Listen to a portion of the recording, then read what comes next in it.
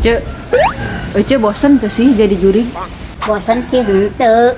Masuk ke regetena ka jelema nu mesti hirup. Nah, kunaon? Eta we mari kana dulu pisan kana ibadah. Pecegah harita keur hirup keneh. Terlalu sibuk nangan duit. Ikakeun ibadah ge loba kaliwat. Tah kaduhungna mah ayeuna. Bana nu sakitu lowana. Hiji ge eueuh nu dibawa maot. Heeh, sanyana da Cek. Ari geus kieu mah urang teh kur tibang mawa amal soleh. Oce masa memeh maot meuli heula lampu anu hargana puluhan juta keur ieu mah. Tapi ari geus maot mah eta lampu anu puluhan juta teh teu bisa nyaangan di alam kubur.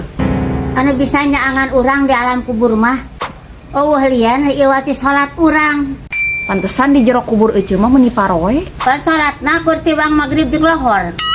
Pantesan atuh meuni hareueum kitu. Ari abi mah Cek kahirupan samemeh maot teh nya bisa dibilang ker genah-genahna hirup. Nah kumaha kitu? Abi mah Cek menangkeun pagawean anu teu ripuh. Gajihna gede, dununganana bageus.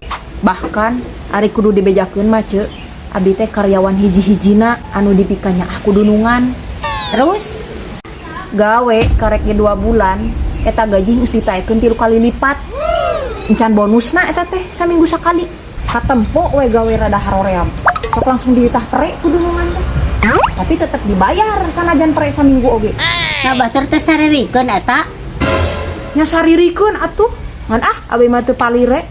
Komo pas terakhirnya abi mah dipangmelikeun heula mobil ku dunungan. Keur mangkat gawe cenah. Pokona mah Cek, pagawean abi mah es tuning genah lah. Terus harita Ece mau tak kunaon? Disulurkeun. Bruh.